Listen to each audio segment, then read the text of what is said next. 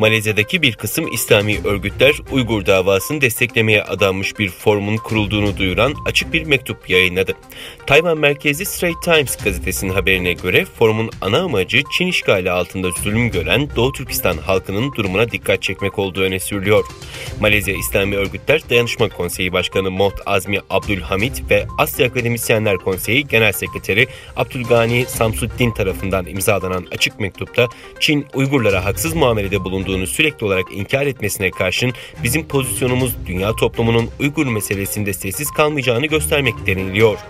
Açık mektup Müslüman ülkeleri ve dünya toplumunu Uygur sorununun çözümü konusunda kararlı adımlar atmaya ve Çin'in ekonomik faydalar karşılığında Uygur toplumunu insanlık onurlarından mahrum bırakmaya çağırıyor.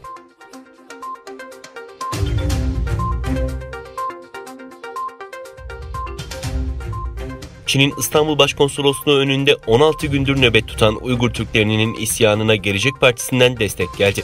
Haftalardır Çin'in İstanbul Başkonsolosluğu önünde nöbet tutan Uygur Türkleri şimdiye kadar herhangi bir yetkiliyle görüşemedi. Uygur Türkleri ellerinde yakınlarının fotoğraflarının bulunduğu dövizleri taşıyarak seslerini duyurmaya çalışıyor. Başkonsolosluğun önünde toplanan onlarca kişi toplama kamplarının tutulan ailelerinin ve sevdiklerinin serbest bırakılmasını istiyor. Gelecek Partisi Sivil Toplum ve Halkla İlişkiler Başkanı ve Genel Başkan Yardımcısı Selçuk Özdağ, Genel Başkan Yardımcıları ve STK Başkan ve Başkan Yardımcılarından oluşan heyetle destek ziyaretinde bulundu. Çin'in kendi anayasasını ihlal ettiğini söyleyen Selçuk Özdağ, Türkiye'deki Uygur Türklerinin 2017'den beri aileleriyle iletişimlerinin koparıldığını belirtti. Çin'in kendi vatandaşlarının haklarını ihlal ettiğini kaydeden Özdağ, Türkiye Cumhuriyeti Devleti Çin'le suçluların iadesi anlaşması yapmak istiyor. Bu tarz anlaşmalar yapılır, doğrudur. Ancak Çin önce demokrat olacak, Çin önce şeffaf olacak, Çin önce insan haklarına inanacak, kapılarını açacak dedi.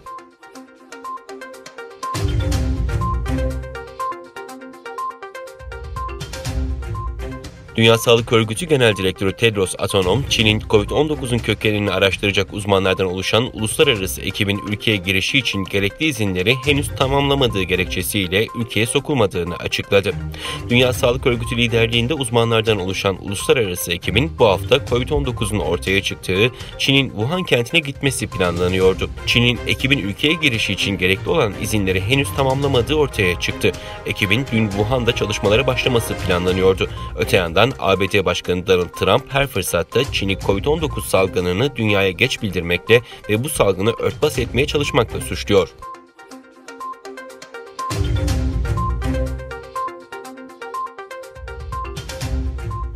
Çin'in devlet kontrolündeki 4 büyük varlık yönetim şirketinden biri olan Harong Asset'ın eski yönetim kurulu başkanı Lao Xiaomin yolsuzluk suçundan dolayı idama mahkum edildi. Tianjin Mahkemesi'ne göre Lai 2008 ve 2018 yılları arasında Harong'un başkanlığının yanı sıra Bankacılık Düzenleme Kurulu'nda üst düzey bir görevli olarak da çalışırken toplamda 1,79 milyar yen yani 276,7 milyon dolar rüşvet almak ya da almaya teşebbüs etmekten dolayı suçlu bulunarak idama mahkum oldu. Çin'in en büyük yolsuzluk davalarından birinin baş aktörü olan Lai, iktidardaki Çin Komünist Partisi'nden 2018 yılında ihraç edilmişti.